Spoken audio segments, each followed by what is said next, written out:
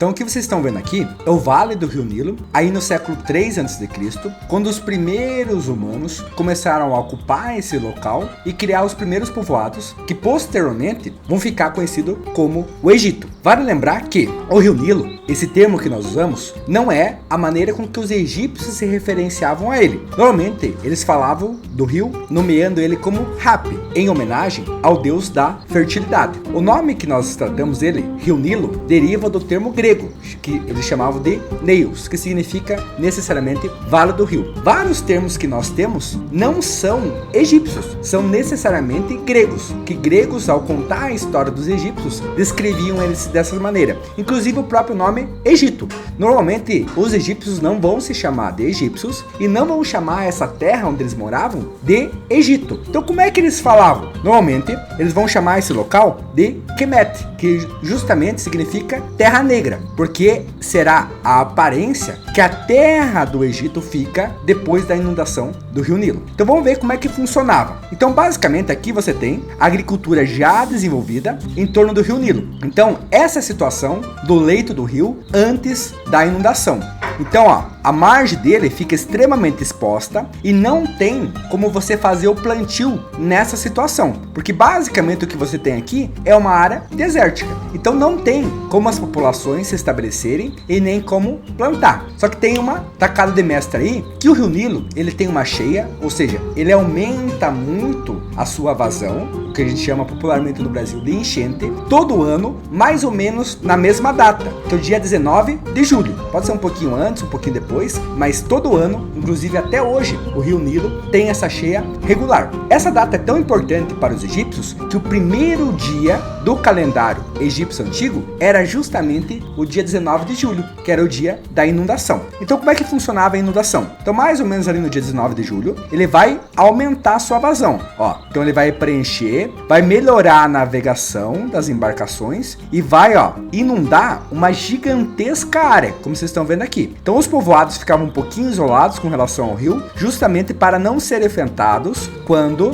ele inundava. E aí, mais ou menos por setembro, outubro, né, um mês e meio, 2 meses depois, ele vai começar a recuar e vai retornar à vazão que ele tinha antes da inundação. Ó, então ele vai recuando, só que agora tem uma diferença. Vocês estão vendo aqui, ó, agora produziu o que os egípcios vão chamar de Kemet, produziu essa terra negra, produziu uma fina camada onde agora você pode fazer a sua agricultura, algo que não era possível antes do rio passar por aqui. Então ele depositou bastante matéria orgânica, ele umidificou esse solo e agora você pode fazer a agricultura mesmo numa área desértica. Então aqui, ó, a galera já começou a plantar e aí desenvolve. Era importante que as populações tivessem muito controle do calendário bem certinho, porque se você perdesse um pouquinho o dia do plantio, você poderia não colher antes do rio aumentar de volta. Porque vamos imaginar que você não tivesse colhido e o Rio Nilo voltasse a encher, você provavelmente iria perder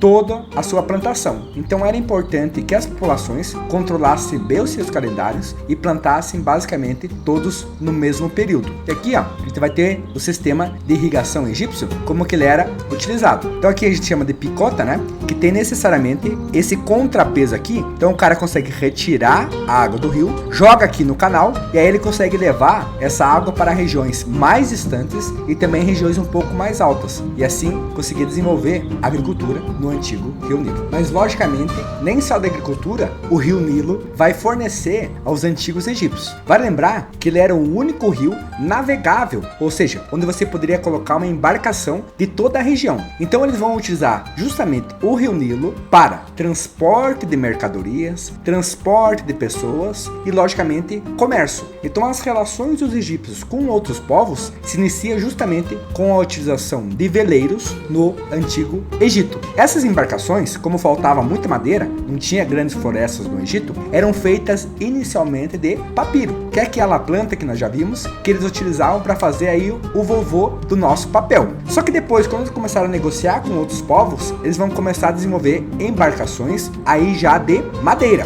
As embarcações eram um pouco mais simples, com um único mastro e uma vela quadrada, feita inicialmente também de papiro e posteriormente já com contato com outros povos, feitos de algodão. Então o interessante interessante é que eles tentavam viajar sempre a favor da própria corrente do Rio Nilo, e quando isso não era possível, eles utilizavam, aqui ó, que vocês estão vendo, utilizavam remos também. Aqui vocês têm um tipo de embarcação que era comum, né, para a nobreza. Então tem vários aqui, ó, servos, né, vários escravos conduzindo necessariamente os nobres.